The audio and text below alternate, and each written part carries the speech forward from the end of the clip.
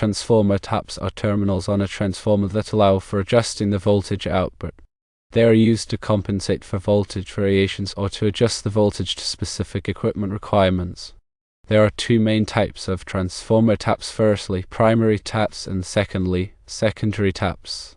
Primary taps are located in the primary winding of the transformer and are used to adjust the input voltage.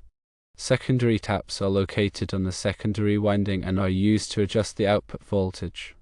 Changing transformer taps involves moving a connection from one tap terminal to another. This should only be done by qualified electricians. Here are the steps to change transformer taps. Firstly, to energize the transformer. Secondly, identify the tap terminals. Thirdly, loosen the bolts or screws holding the connection. Fourthly, move the connection to the desired terminal. Fifthly, tighten the bolts or screws. Sixthly, re-energize the transformer. The voltage adjustment can be calculated using the following formula: voltage adjustment % equals new tap voltage old tap voltage / old tap voltage x 100%.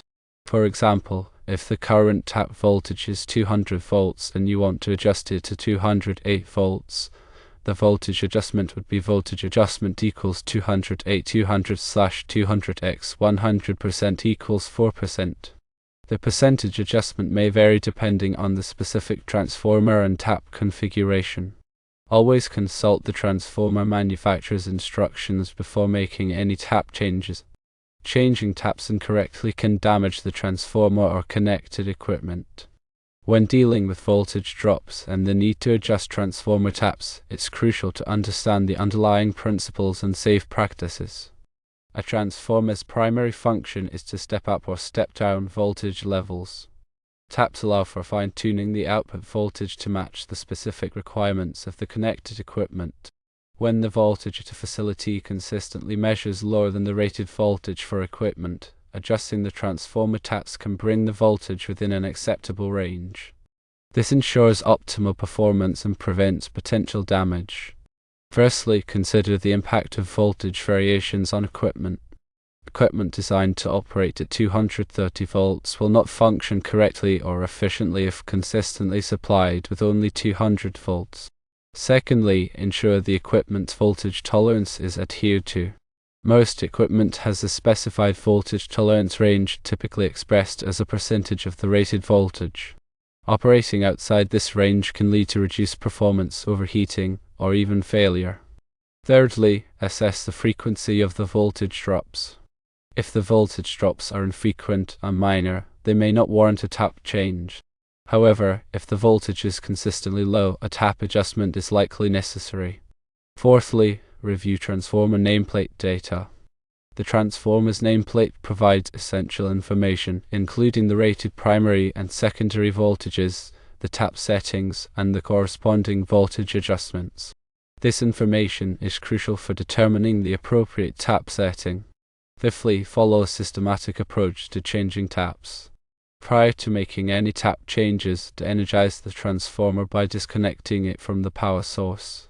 Verify that the transformer is completely de-energized before proceeding. Identify the tap changer mechanism and the available tap positions. The tap changer may be a manual switch or an automatic tap changer. Select the tap position that corresponds to the desired voltage adjustment. Refer to the transformer's nameplate or instruction manual for guidance. After changing the tap, verify the output voltage using a calibrated voltmeter. Ensure the voltage is within the acceptable range for the connected equipment. Sixthly, understand the implications of tap changes. Adjusting the taps on a transformer affects the turns ratio, which in turn affects the secondary voltage. A tap change that increases the secondary voltage will also slightly increase the secondary current, and vice versa. Seventhly, perform voltage monitoring. After making a tap change, monitor the voltage levels over a period of time to ensure the adjustment has the desired effect and that the voltage remains within acceptable limits under varying load conditions. Eighthly, consult with qualified personnel. Changing transformer taps should only be performed by qualified electricians or experienced personnel who understand the principles of transformer operation and safety procedures. Ninthly, comply with safety regulations. Adhere to all applicable safety regulations and guidelines when working with electrical equipment. Always wear appropriate personal protective equipment, such as gloves, eye protection, and arc-rated clothing. Tenthly, consider alternative solutions. If tap adjustments are insufficient to correct the voltage problem, or if the transformer is not equipped with taps, consider alternative solutions such as installing a voltage regulator or a buck-boost transformer. Buck-boost transformers are small, single-phase transformers that can be used to raise or lower the voltage by a small amount, typically a few percent. They are a cost-effective solution for correcting minor voltage variations. Moreover, investigate the source of the voltage drop. Before adjusting transformer taps, it's important to investigate the cause of the voltage drop. The problem may be due to an overloaded circuit, a long conductor run, or a faulty connection. Correcting the underlying problem may eliminate the need for tap changes. The formula to calculate the required voltage adjustment is voltage adjustment % equals desired voltage existing voltage / existing voltage * 100%.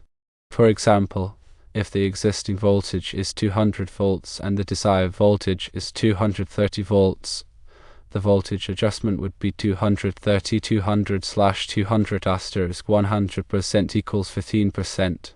This calculation helps determine the necessary tap change to achieve the desired voltage level. The location of the taps matters. Primary taps are used to adjust the input voltage to the transformer, while secondary taps are used to adjust the output voltage. Primary taps are typically used to compensate for variations in the utility supply voltage, while secondary taps are used to adjust the voltage to match the requirements of the connected equipment. When changing taps, ensure the transformer is de-energized to prevent electrical shock and equipment damage. De-energizing the transformer involves disconnecting it from the power source and verifying that there is no voltage present in the primary or secondary windings. Use a calibrated voltmeter to measure the voltage and confirm that it is 0 before proceeding with the tap change. Correctly identifying the tap terminals is critical for making the correct adjustment. The tap terminals are typically labeled with the corresponding voltage adjustment percentage or voltage value. Refer to the transformer's nameplate or instruction manual for guidance. Ensure the connection is secure when moving the connection to the desired terminal. Loose connections can cause overheating and voltage drops, which can damage the transformer and connected equipment. Tighten the bolts or screws securely to ensure a reliable connection. Re-energizing the transformer should be done carefully to avoid any sudden voltage surges. Gradually increase the voltage to the transformer and monitor the output voltage to ensure it is within the acceptable range. If any problems are observed, de-energize the transformer immediately and investigate the cause. Understanding the impact of load on voltage is crucial for effective voltage management. The voltage at the transformer's secondary windings will vary depending on the load connected to the transformer. As the load increases, the voltage will typically decrease and vice versa. Therefore, it's important to monitor the voltage under varying load conditions to ensure it remains within the acceptable range. The impedance of the transformer affects the voltage regulation. Transformer impedance is the opposition to the flow of alternating current. A higher impedance transformer will have a greater voltage drop under load compared to a lower impedance transformer.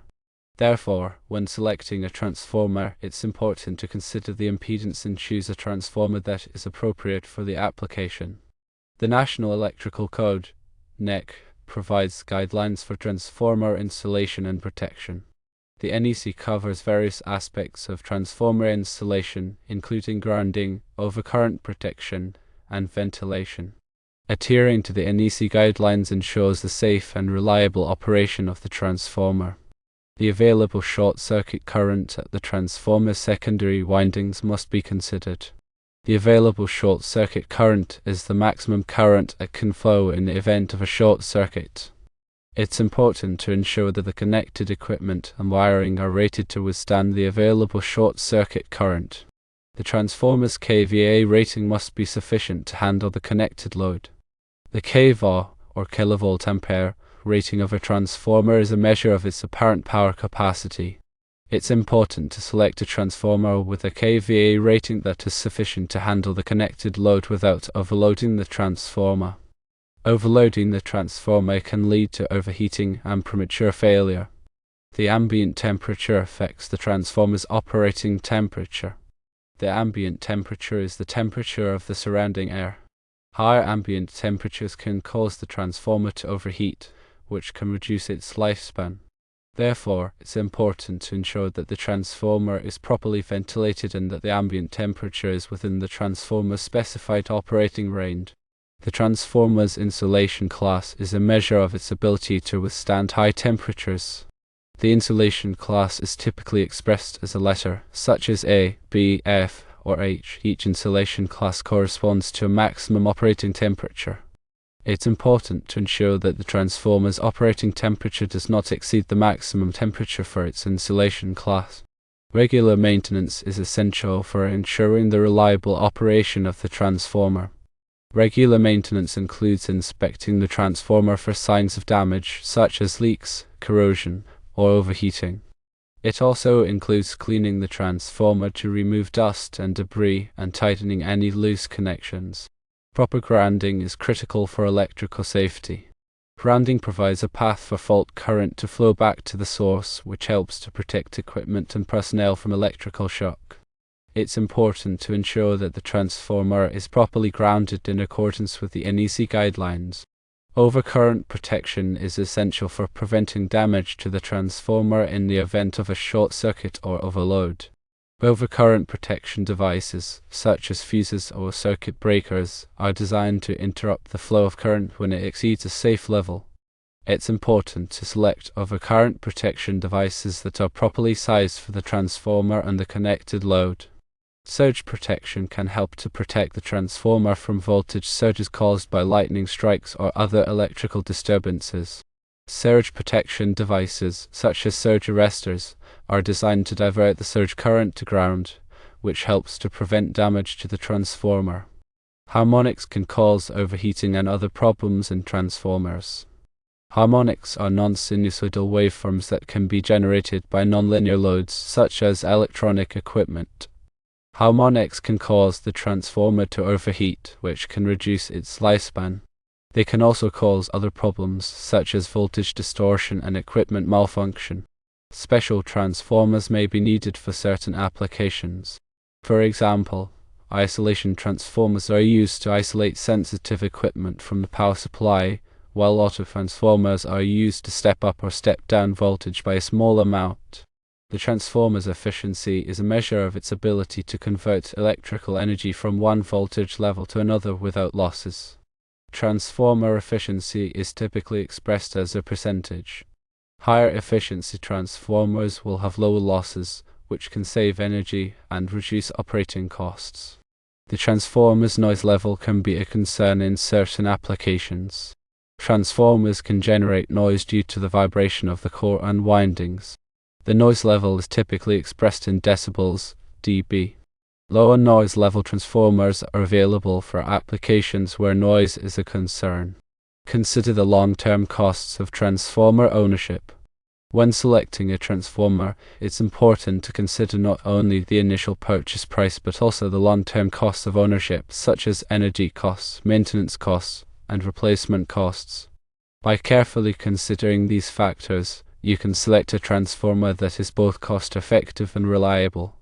When facing voltage issues with equipment like a high-end Xerox machine requiring 230 volts from a 208 volt source, various solutions exist, each with its own considerations. Firstly, tap adjustment should be methodically performed as outlined earlier, ensuring adherence to safety protocols and manufacturer guidelines. Secondly, buck-boost transformers are particularly apt. These small, cost-effective single-phase units can subtly raise or lower voltage. Proper selection hinges on the kVA rating aligning with the load demands. Thirdly, consider a constant voltage transformer. These devices maintain a stable output voltage, despite input voltage fluctuations, which can safeguard sensitive equipment. Fourthly, automatic voltage regulators offer a dynamic voltage correction. These units continuously monitor and adjust voltage, providing a stable output ideal for environments with frequent voltage variations. Fifthly, power conditioning units are an encompassing solution. These units combine voltage regulation, surge suppression, and noise filtering to deliver clean, stable power to sensitive equipment. Sixthly, three-phase transformers with appropriate taps enable direct conversion from 208 volts to 230 volts, albeit potentially requiring significant rewiring. Seventhly, a rotary phase converter generates three-phase power from a single-phase source, but this solution is often more pertinent for phase conversion rather than voltage adjustment. Eighthly, a motor generator set utilizes a motor to drive a generator, producing the desired voltage and frequency. This offers electrical isolation and voltage regulation, but tends to be less energy efficient. Ninthly, an uninterruptible power supply (UPS) can offer voltage regulation alongside battery backup during power outages, crucial for equipment demanding uninterrupted operation. Tenthly, distributed generation, like solar or generators, can supplement power, but careful synchronization and voltage regulation are imperative. When selecting a solution, factor in the load's power requirements, voltage fluctuation frequency, budget constraints, and space availability. In the specific case of the Xerox machine, prioritize solutions delivering stable, clean 230 volts, as voltage deviations can detrimentally affect performance and lifespan.